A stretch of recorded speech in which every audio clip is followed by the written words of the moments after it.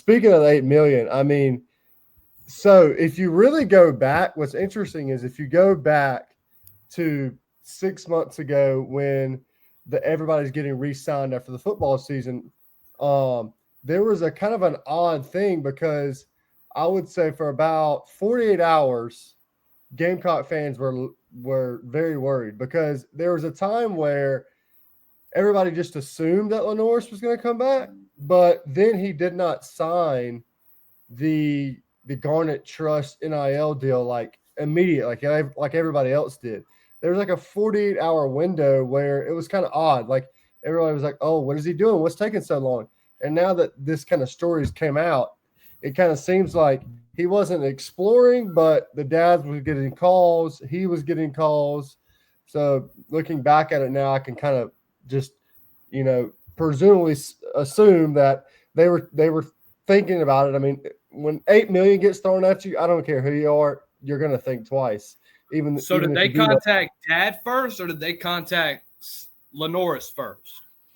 I'm not completely 100% sure on that. I don't want to lead anybody in the wrong direction, right? But because the Tennessee situation with Nico, I think they notified Nico, and then when Nico notified a Dad, that's when Dad went on social media and went insane.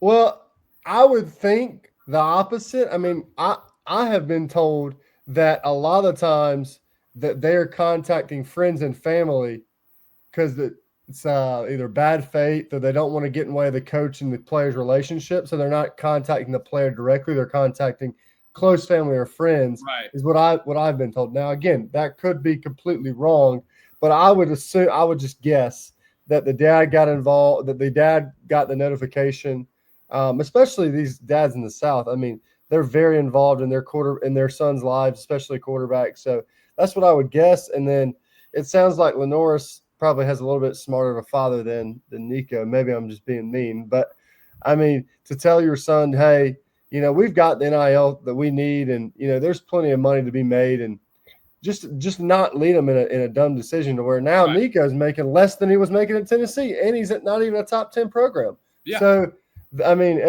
those things can backfire on you quickly. Now, what is different is Nico, he went and tried to negotiate in the spring. This kind of slight thought was like right after the football season when everybody was basically poaching other players off of each other.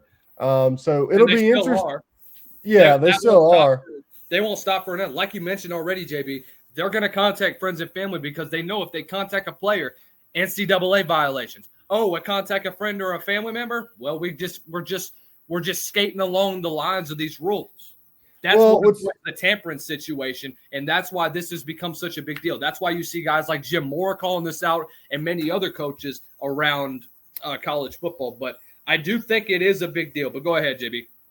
Well, let me ask you this. Will this new house settlement, is that going to – because the way I understand it, the house settlement is going to make sure anytime you get an NIL deal, it's going to go to some board or somebody approving this NIL deal if it's over $600. And if they approve it over $600, you're going to get taxed to hell, like what, 10, 15% of that? Because that's what I saw in the settlement. And that's what I heard Trey Wallace and other guys that were involved in this settlement. That's what I read in the case as well. Well, I mean, they're going to find a way to tax you no matter what you do. But right. So what I'm interested to see is now that this house settlement is here, are they just going to let family members and friends negotiate these deals like they have been the past 3 years? I would hope that they're going to be a little bit more strict on, hey, we need someone with some actual experience or some type of knowledge, so not leading these kids into just pure, abyss. Right. I mean, so that's what I'm hoping is going to happen. I do think the house settlement, maybe I'm wrong. I've done some research, but I think it's a bit of a misconception that everything's going to be perfect now that this settlement's happened. I think it is almost like a Band-Aid, just trying to stop the bleeding as much as possible, which is a good thing. But I don't think this house settlement is, everything's fixed and we're all back to sunshine and rainbows. In many ways, this house settlement, like we've been talking about, I've been saying it since February. The downfall of the NCAA is ensuing right now. It started back in 21 when they allowed NIL to come into play.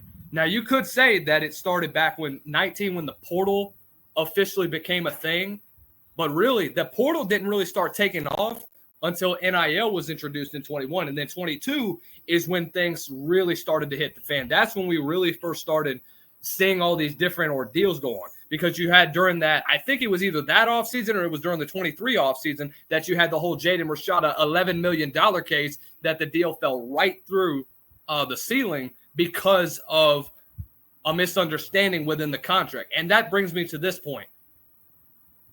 Why doesn't every college P4 conference at least have a financial, or at least 2 or 3 financial advisors as well in college athletic programs? Because now that this settlement is being implemented, now is the pristine opportunity for guys with financial experience in their background to come into these colleges and say, look, you're getting offered this amount of money to transfer here. Let me tell you the pros and cons of doing it and what all is going to be laid out once you add in your income tax, your state tax, et cetera, all that you have to do and give you the total sum of what you're going to end up getting paid.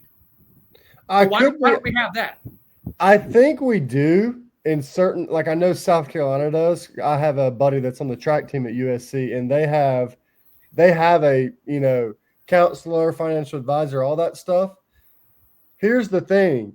You're dealing with 18 and 19-year-olds. You know who they listen to? Oddly enough, they listen to their family and friends and their parents. And the agent.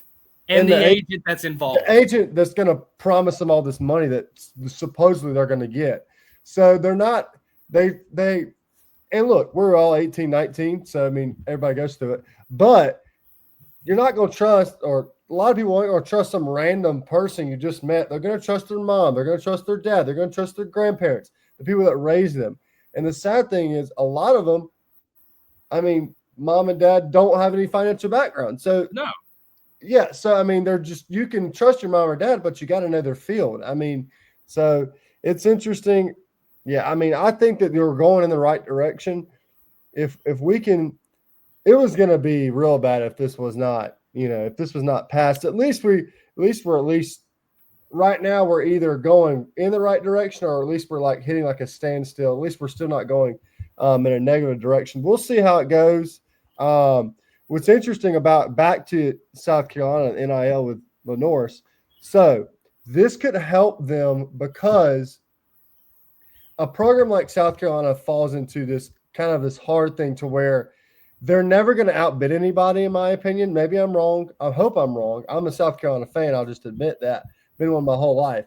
But they're never going to outbid anyone. So you got 2 options. Number one, these rules and these laws or whatever you want to call them come in place and to make it a lot more fair for everybody who can't just buy players. That's one option.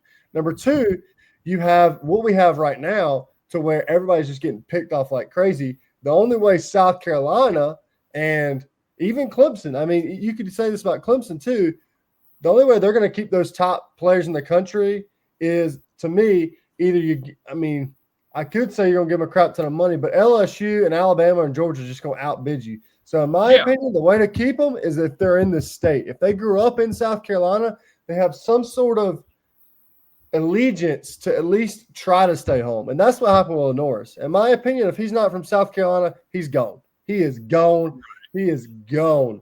And I mean, this is just not trying to be mean on South Carolina's part, but if they didn't go 9-3 this year, Dylan Stewart's going too. So, and because he's from the DC area, and now the Gamecocks have done a fantastic job recruiting out of that area. They have just killed it in that area. So it's become kind of a breeding ground for them. But when it comes to the NIL stuff, I think you're really going to have to, if you're a South Carolina fan, really hope that you can get the best players in this state. And Shane Beamer's he is focused on that. If you think about that back to the 2010s, 2013s, all the players that you know and love are from South Carolina. Marcus Lattimore, Jadavian Clowney. I mean, Greenwood High School used to be a big – Josh Norman didn't go to South Carolina, but he played in the pros for a long time. So if you can keep those guys in South Carolina and they're not. Most of the people are not going to leave the state for their families and that sort of reason.